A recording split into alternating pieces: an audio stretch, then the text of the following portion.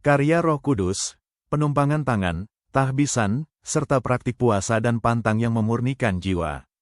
Gereja Katolik secara resmi mendaftarkan 12 buah Roh Kudus, yaitu kasih, sukacita, damai sejahtera, kesabaran, kemurahan, kebaikan, kesetiaan, kelemah lembutan, penguasaan diri, kebaikan hati, kesabaran panjang, dan kemurnian.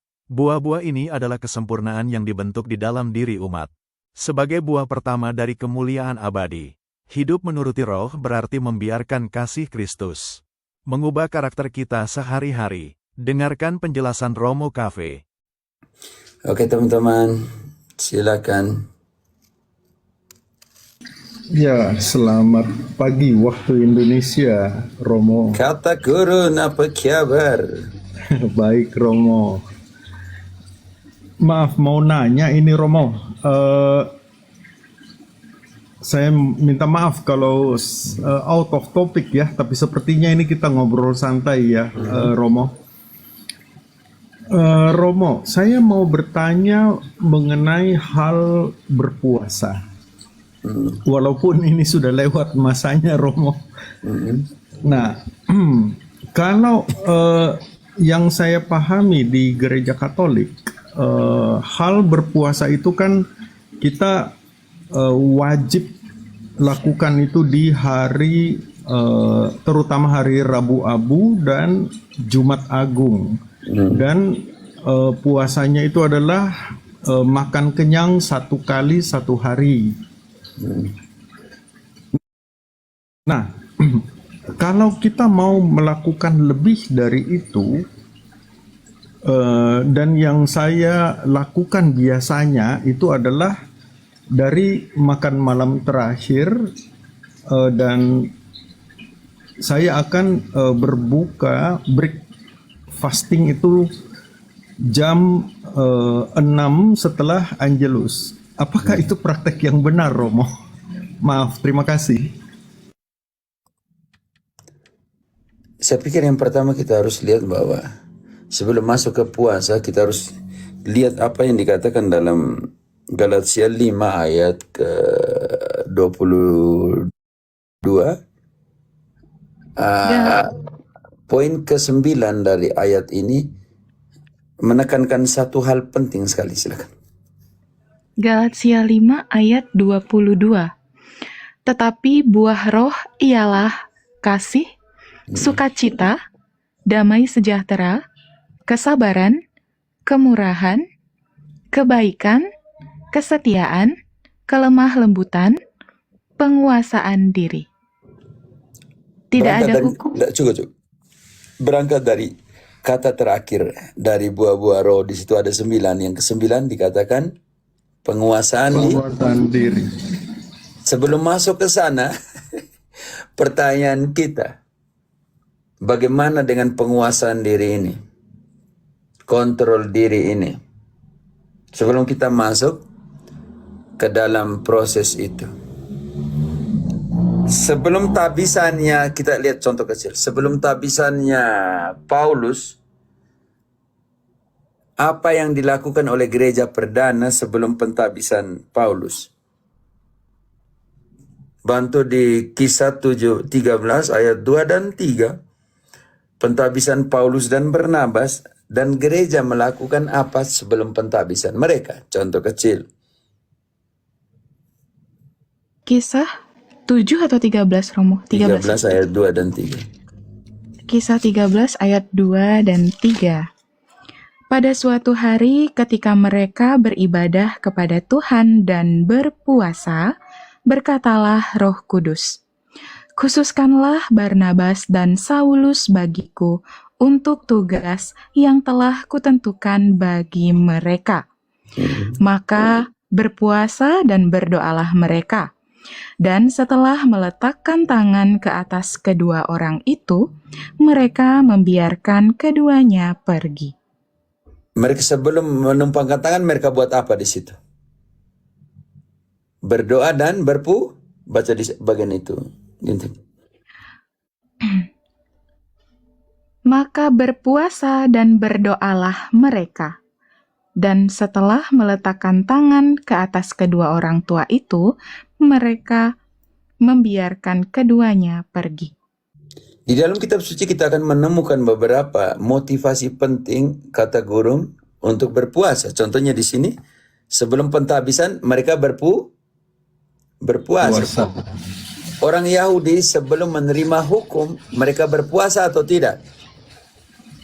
Berpuasa. Contoh di dalam Keluaran 34 ayat ke-28, sebelum mereka menerima hukum Allah yang dibawa oleh Musa dari Gunung Sinai, mereka berpuasa atau tidak? Punya banyak motivasi untuk berpuasa.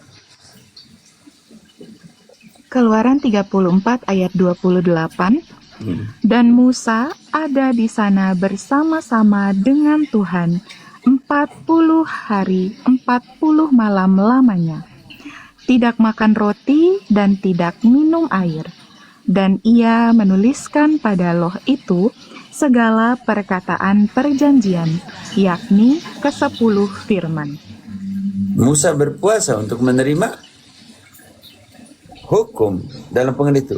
Ingat ketika Daud mengambil istrinya siapa, yang namanya siapa? Ayo, istri Uria yang namanya Betseba. Dan setelah itu anaknya mati atau tidak? Kata. Maaf Romo, saya tidak ingat Romo. Iya, anaknya mati. Karena itu di dalam 2 Samuel, kalau tidak salah dalam 2 Samuel bab 12 ayat 16 selanjutnya kita menemukan bahwa Betseba, anak pertama dari Betseba hasil dari perselingkuhan dengan istrinya Uria, mati. Oke. Daud melakukan puasa untuk kesediaannya ini, bisa mengerti? Iya, Jadi kalau iya, kita Romo. lihat di dalam contohnya di dalam Niniwe, mereka berpuasa atau tidak dalam pengertian. Jadi punya banyak motivasi berpuasa di dalam kitab suci. Yesus berpuasa berapa hari 40 untuk hari. memulai pewartaannya? 40 hari kan Mo. teman-teman, dalam seperti itu. Dan Yesus juga meminta untuk berpuasa untuk kepentingan yang kita ya sebelum masuk ke Yesus sedikit tadi, kita ke Yesaya 58 ayat 6 dan 7. Itu ada hubungan dengan keadilan dan belas kasih. Ini penting sekali di ayat di Yesaya 58. Saya akan menekankan beberapa poin penting. Oke. Om kata guru bisa mute-kan dulu. Baik Mo. Yesaya 58 ayat 6. Bukan, berpuasa yang kukehendaki ialah supaya engkau membuka belenggu-belenggu kelaliman dan melepaskan tali-tali kuk, supaya engkau memerdekakan orang yang teraniaya dan mematahkan setiap kuk, supaya engkau memecah-mecah rotimu bagi orang yang lapar, dan membawa ke rumahmu orang miskin yang tidak punya rumah. Dan apabila engkau melihat orang telanjang, supaya engkau memberi dia pakaian, dan tidak menyembunyikan diri terhadap saudaramu sendiri. Lihat situ, masih sebenarnya masuk sampai di bawah, baca sampai di belakang, tapi tidak usah di situ. Om kata gurung di sini, nubuatan Yesaya menekankan puasa dengan keadilan dan belas Kasih. Jadi puasamu ditransformasi menjadi perbuatan belas kasih. Belas kasih. Memberikan, memecahkan roti kepada orang lapar. Menerima orang yang tidak punya rumah di dalam rumahmu. Memberikan yang haus air. Kalau kita nanti dijelaskan di Matius. Ini penting sih. Karena itu ketika engkau tidak makan dan minum, jangan lupa belas kasih kepada mereka yang membutuhkan. Iya, betul Mo. Terima kasih. Kadang kita lupa itu Om kata gurun. Kita pikir soal pengontrolan diri, kontrol diri. Tetapi pertanyaan saya, apakah seorang Katolik dengan tingkat kedewasaan spiritualnya tinggi mampu membawa transformasi puasa kepada belas kasih atau tidak? Baca kembali ayat 6.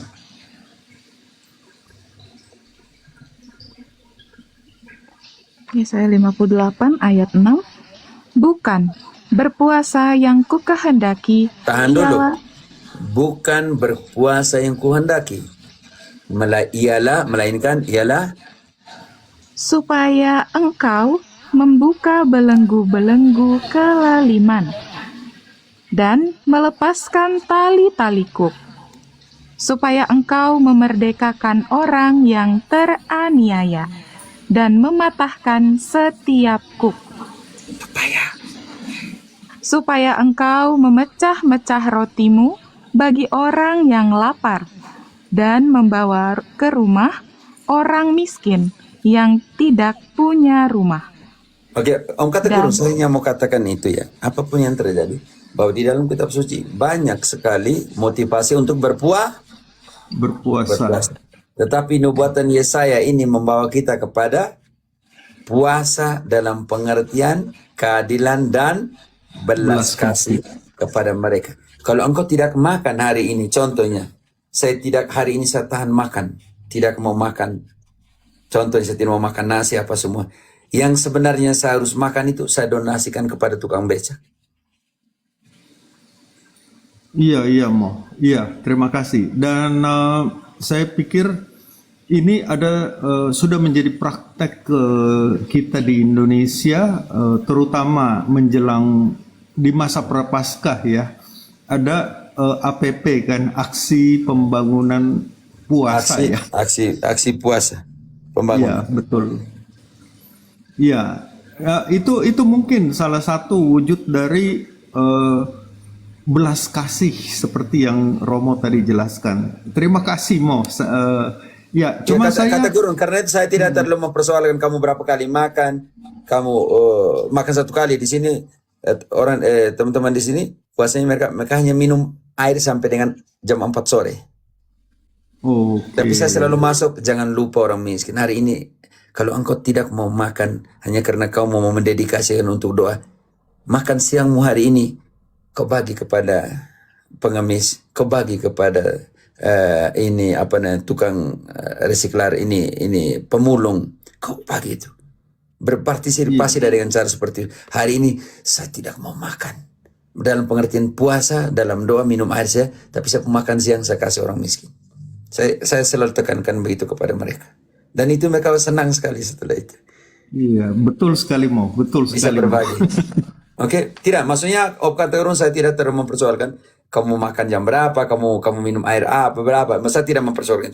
Saya bilang bukalah hatimu untuk orang yang membutuhkan ketika itu juga bagian dari pengontrolan diri, oke?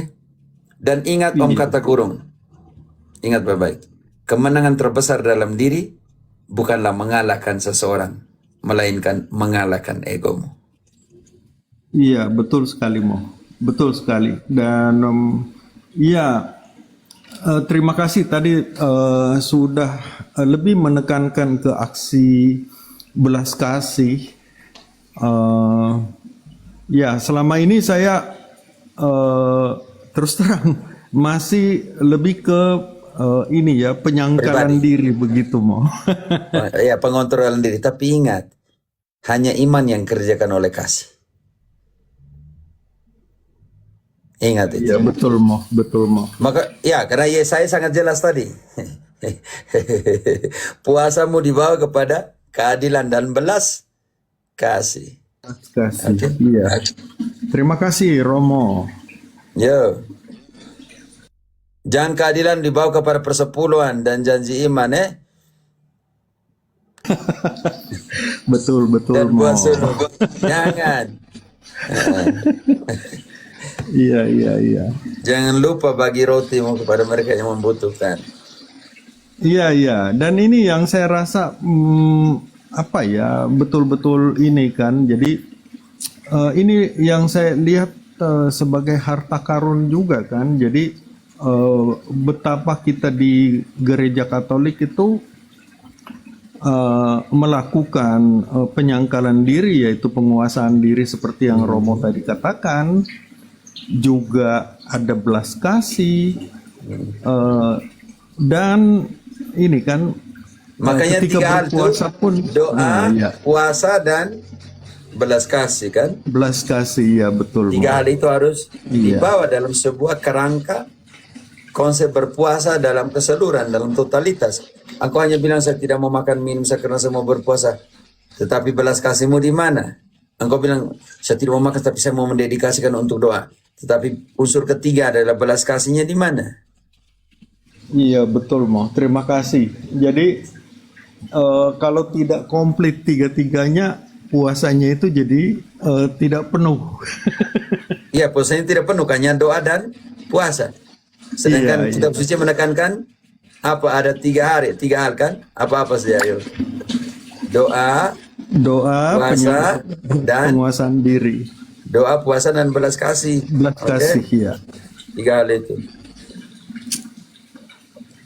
Ya betul sekali, Mo, betul sekali. Dan ya itu yang saya katakan juga ya, sebagai harta karun juga, di mana ketika kita melakukan hal itu pun tidak perlu untuk diketahui orang. Ya, tidak perlu. Akan berbeda sekali dengan Dan ini ketika ya. engkau memberikan juga tidak boleh tangan kananmu mengetahui apa yang kau berikan tangan kiri, oke? Betul, Mo, betul, Mo. Ya, terima kasih. Aduh, menyenangkan sekali, Mo.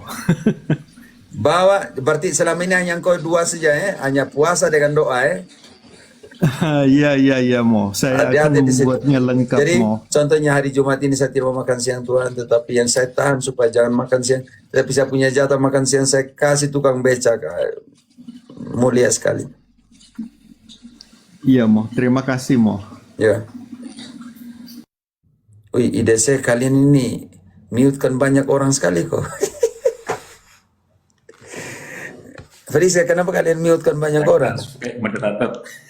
Udah Friska blokir mau.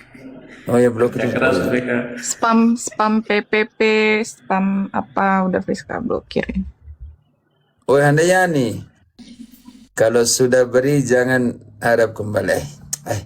Cukup sudah. Saya bahkan di framing lebih parah lagi. Setiap Zoom saya dapat 8 juta. Woi, gila. Aduh. Jalan orang saja ini. terus, Mo. Dalam hidup ini tetap banyak ilalang liar, kan? Bruder tadi yang naik tuh, Bruder Angel tuh, dia bilang begini, satu kali dia di pertemuan dia bilang, kita ini kerja di ladang Tuhan. Yang semua yang kerja di ladang Tuhan ini semua ada kecuali anggur. Buahnya tidak ada, maksudnya semua ada buahnya kecuali buahnya.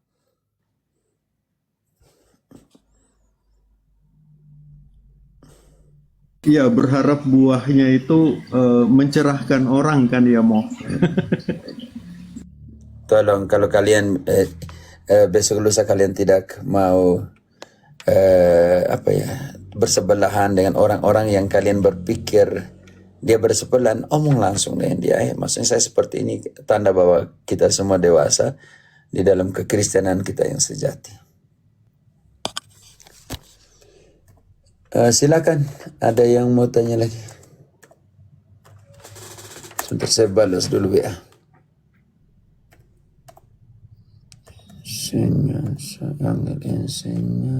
Ada yang mau dibawa kah teman-teman? Lagi setengah jam lah, sejam 11 tidur sih guys.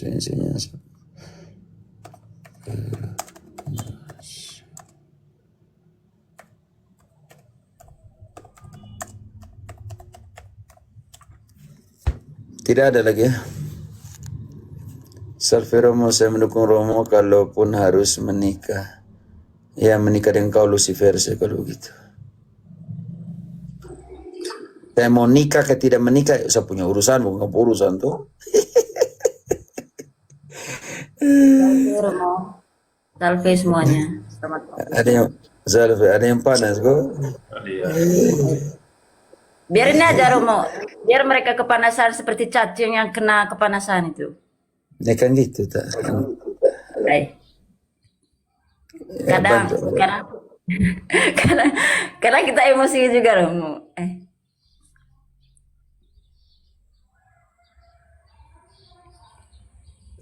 Apa mau tanya tentang jodoh, Pater? Apakah di Alkitab? Saya tidak mengerti apapun pertanyaan. Di dalam kecaman Yesus kepada ahli Taurat dan orang Farisi, sebelum Yesus melakukan kecaman, Yesus omong tentang mereka punya pengajaran. Yesus memuji pengajaran mereka. Dia bilang begini, Matius 23 ayat 2 dan 3, sebelum masuk ke celakalah. Sebelum mengeritik mereka, Yesus bilang begini tentang mereka. Matius 23 ayat 2 dan 3, apa yang kata Yesus katakan?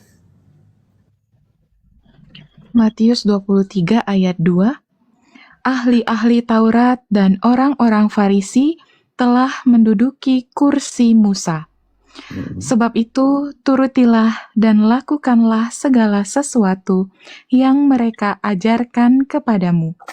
Tetapi janganlah kamu turuti perbuatan-perbuatan mereka, karena mereka mengajarkannya, tetapi tidak melakukannya. Yesus bilang, ikutilah ajaran mereka, tapi jangan ikutilah cara hidup mereka. Kalau yang mengajarkan kepadamu, dia mengajar sungguh-sungguh dan benar, dia berdosa, jangan ikut dia pun dosa. Perkara selesai.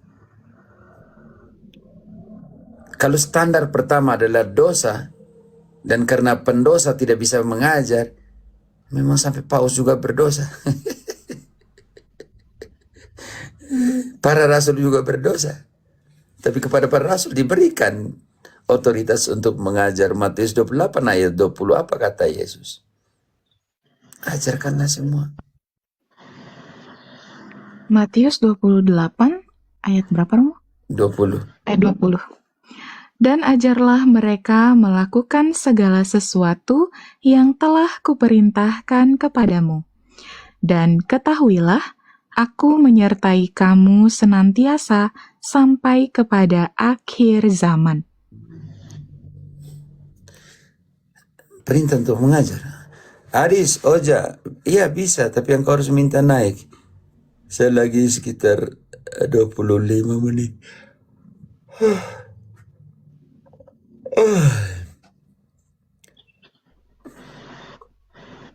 Bidat-bidat, potas-potas, proti-proti yang type aneh-aneh itu. Kalian kan belum dengar dari saya punya versi. Yang kalian dengar kan versi orang punya.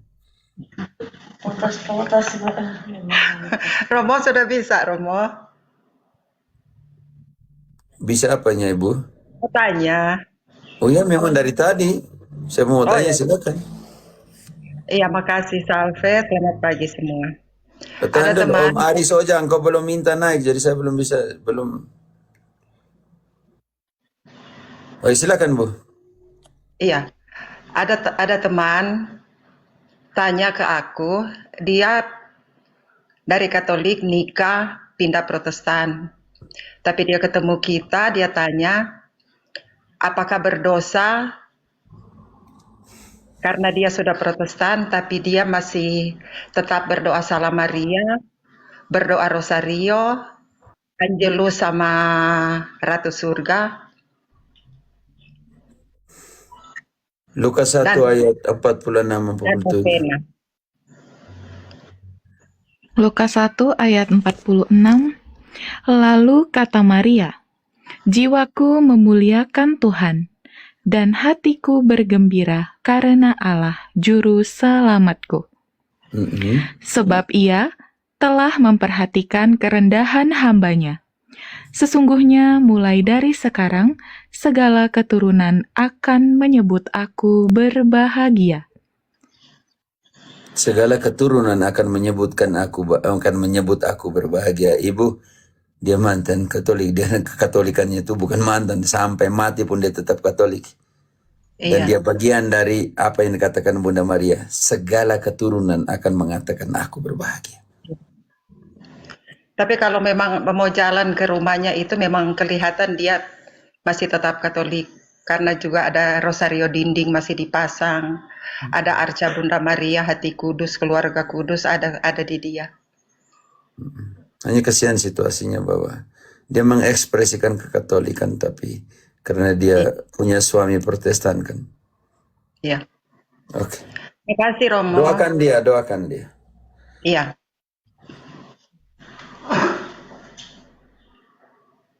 Jangan hakimi dia, oke Bu? Mungkin Nggak, ada banyak jawaban.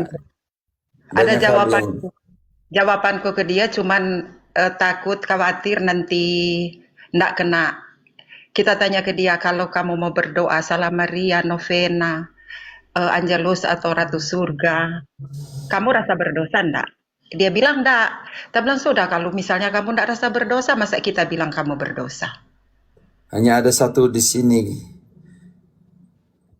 makan tubuh dan darah Kristus yang dia Iya, cuma itu. tinggalkan itu. Pokoknya selalu. Itu janji untuk hidup. Barang siapa makan tubuhku dan minum darahku tidak akan mati. Iya. Aku tinggal di dalam dia dan dia tinggal di dalam aku. Iya. Janji nyata dari Yesus sendiri. Cuma pikirku jangan sampai jawabanku salah. Oke. Makasih Romo. Yo, mantap. Yusak, Romo berhenti main TikTok. Berarti kau main saja. Kau pikir saya ini main TikTok? Saya ini buka TikTok bukan untuk main. Untuk ajar orang. Aneh-aneh sampai orang main TikTok juga kamu bilang main TikTok. Pada datangnya saya mengajar. Kapan saya main TikTok? Hanya untuk main-main. Kalau kamu main TikTok, jangan pikir kamu berpikir bahwa saya juga main. Saya datang sini mengajar, bukan main. Kalau kamu yang main TikTok, suruh bilang. Baru itu yang dalam pepatah Spanyol mengatakan, el ladrón juzga por su condición. Seorang pencuri akan menghakimi sesuai dengan kondisi dia sebagai pencuri. Kalau dia main TikTok, dia bilang saya juga main TikTok. Ternyata saya buka TikTok ini untuk mengajar.